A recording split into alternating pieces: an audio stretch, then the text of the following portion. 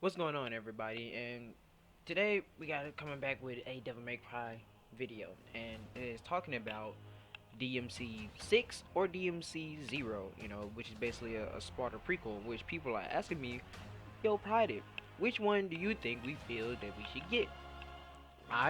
would like zero, and some are saying I would like six, and they're asking, do we need a zero, and or do we need to move on to six?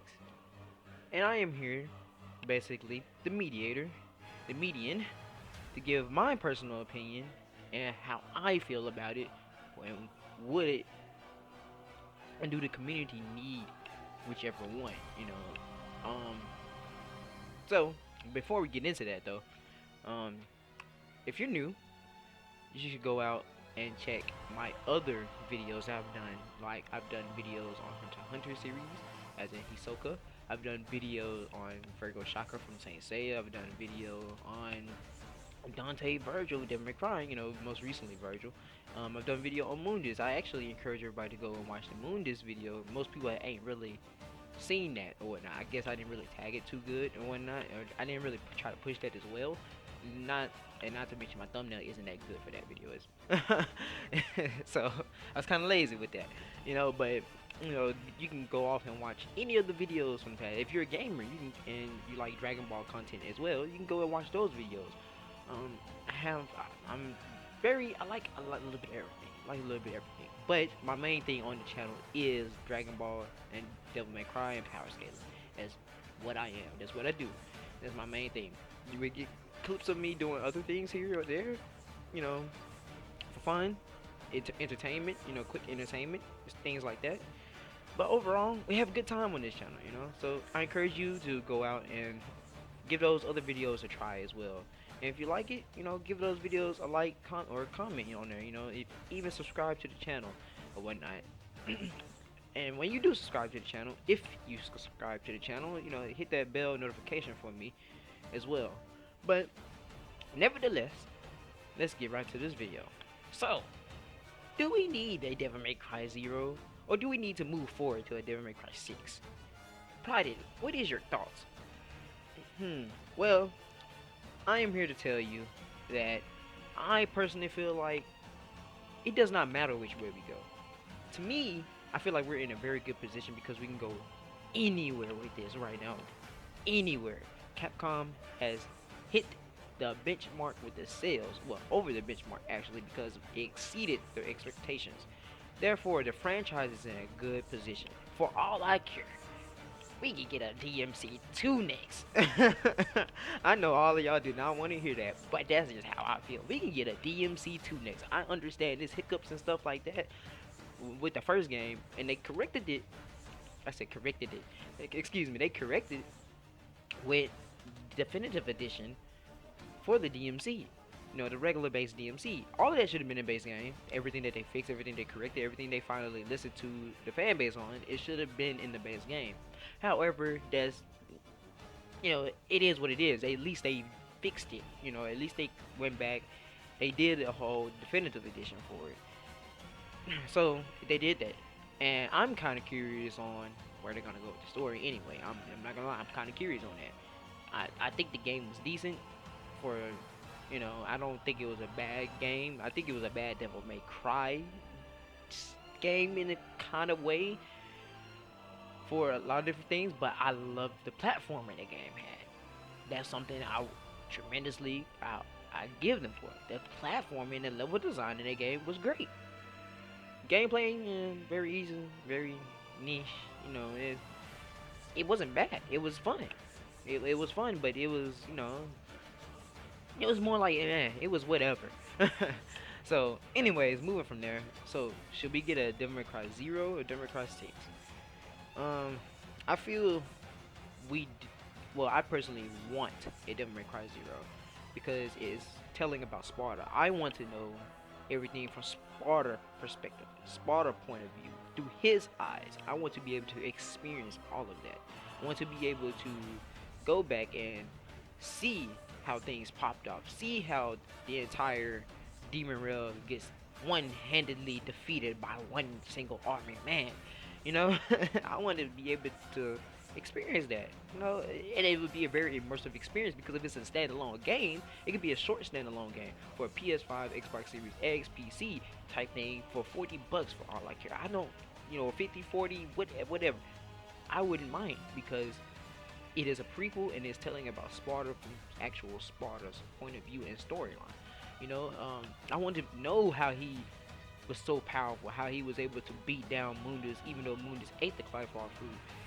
He gained even more and vastly immense amounts of power. And not only that, he defeated the other emperor.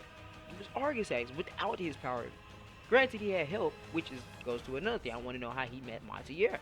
And then everybody, we would also have a big. It would actually be a big game, so it probably would be $60 to be honest, because we would meet every single demon from every single past Devil May Cry that has encountered Sparta. That would be so many demons, so many devils from each past game, from Devil May Cry 1 all the way up to currently. That is a good chunk of an amount, plus more, plus more that they would add in the game if they were to make it. Not only that, he had disciples. He was training people. He had people up under him, pupils, proteges, things like that. And I want to know also what pushed him to turn cold, because as Dante said, he was kind of cold-hearted and he turned his shoulder on them a lot. That's all he did was train them, cared about them, but he didn't really sympathy. He didn't have no real affection or anything like that with them, and he was kind of very cold. I want to know what pushed him to that. I also want to know how he met Eva. I want to know all of these things. It's different, especially with the lore. Going through the lore. Why did he seal his power within Rebellion, Sparta, Force Edge, and Yamato? How did he even get these weapons to be that powerful? First,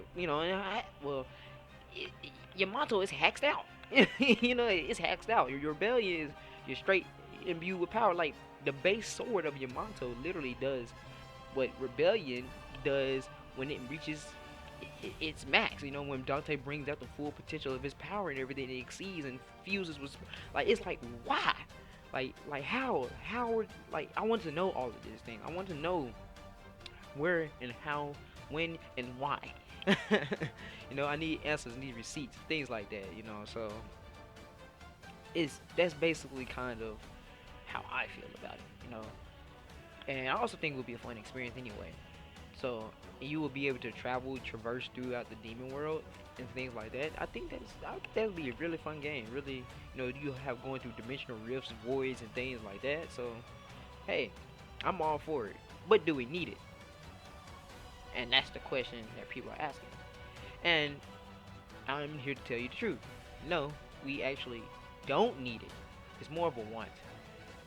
The reason why we don't need it, which is why I can understand the other people's perspective on we should just leave it as a mythical legend, lore within the lore, a mystery, things like that, and you just go down as just history, just leave it as history, is because it's not affecting anything.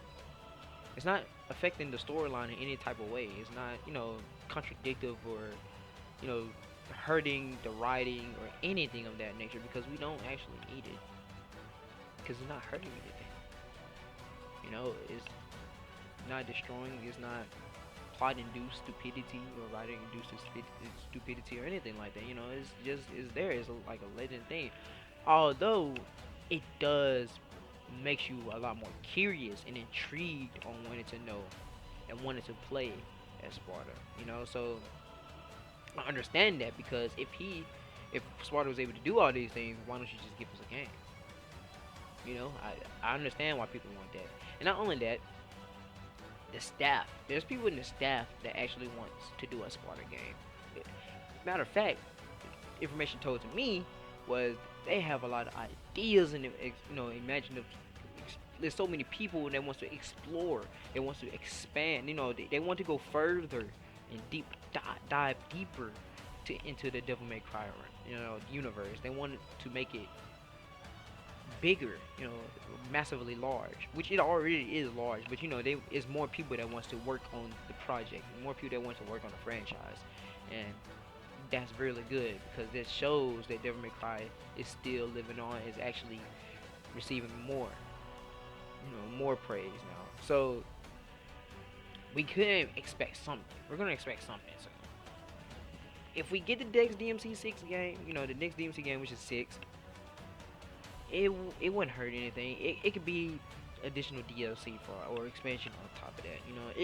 It don't matter to me. I feel like we're just in a good position where we could take whichever one, or we could put them all on the same game for all I care. It wouldn't matter to me. So to answer the question, do we need it? No. Do we want it? Yes. Will it help? Yes. But will it hurt? No. That's basically the correct answers. Like that's basically what I can give you. Now, I'm pretty sure other people has other reasons or other means on why they would want a Sparta game as well. But these are, basically my reasons. I also want to know how he met Eva. I don't know if I said that, so if I did say that, I'm repeating it. I want to know how he met Eva and how their relationship went and how he felt about it. Turning your own blade against your own brethren and your own emperor and all that. It's like something about it. I just want to know what, why.